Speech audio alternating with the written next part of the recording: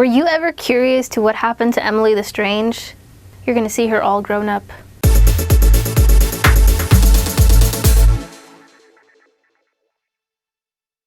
Hey guys, it's Cloud Dizzy with Animate Exposed, and I'm here to talk about some anime shows. Some are good, some are bad, some suck, they're just anime. Today's show is gonna be about Akame ga Kill. For like the millionth time, I really hope that I'm saying that correctly. Like, I don't know, I get mad when people mispronounce guacamole.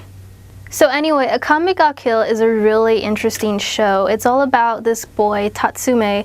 You know, he's probably like 17 or something, and he leaves his country village to travel to the imperial capital in order to gain wealth and save his village from starvation and, you know, famine and stuff. And I really had to say, like, it sounds kind of cliche, like it really just does, but it's fairly well written. So really a lot of things about this show are just over the top for me.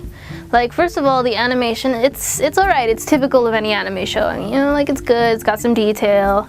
Everything's got like an angle, especially noses. Every hair is shiny with that little like white light in the middle of their crown. I really don't think anyone under 15 should watch it just because it's, you know, it's got graphic content. They're not just bruises and scuff marks to represent like a fight. Like, there's lots of blood gushing. Granted, it's not as bad as watching like one of those animal operation shows. That's gross. But it is pretty violent. They have some really, I mean, just brilliantly done scenes.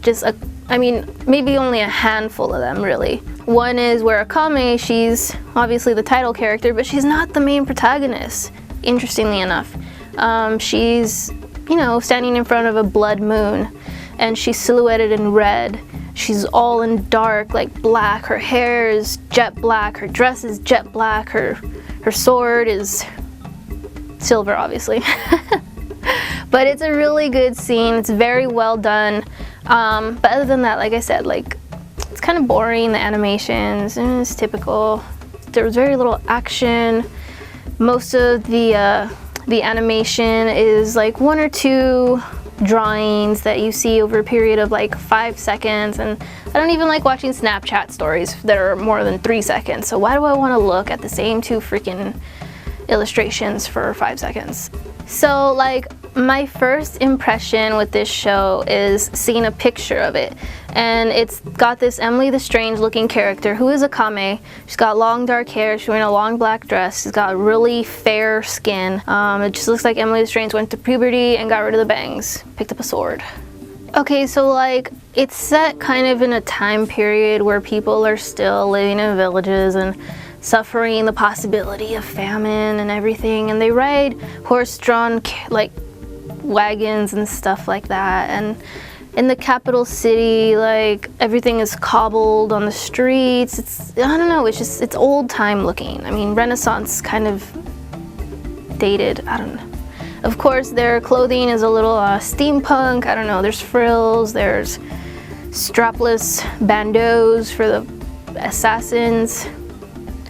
It's just weird. I mentioned the assassins. Okay, so there's a group of, I think there's like 5 or 6 of them.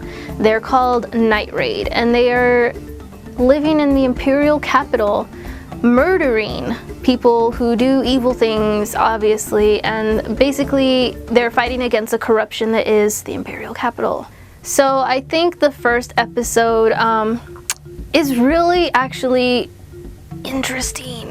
Tatsumi, being one of this naive country boys who's actually really skilled with a sword, finds his way to the imperial capital. Spoilers, incidentally. He gets robbed because he's stupid and naive, but you know, he's from the country. After he's robbed, he has no choice but to, you know, sleep on the streets, and so he's found by one of the wealthier people who live in the capital, and she invites him to stay at his house with her rich family, her parents, and of course a lot of guards. And turns out they're sadists and they like to kill naive people from the country. It's cool, right? I didn't see that coming. But I think that that's really the only interesting thing I can say for it, because I really didn't see that coming. It really has a decent story. It's well written. The characters are interesting despite their hair. I can't stand cliche anime hair. Pink pigtails that reach to the floor. This guy, he has like a pompadour that looks like a freaking unicorn's horn. It's so long. It's just, why? The first woman that Tatsumi meets in the capital, he stares at her boobs for 3 seconds. And he calls her the boobs.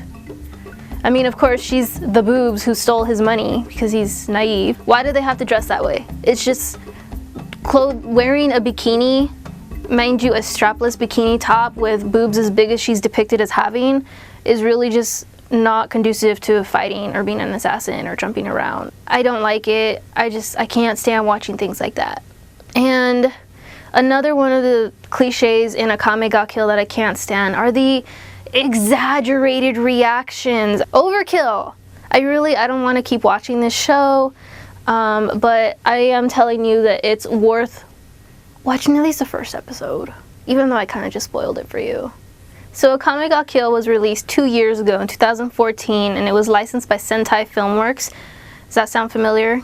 I think they also did Food Wars. I don't remember because I didn't care that much.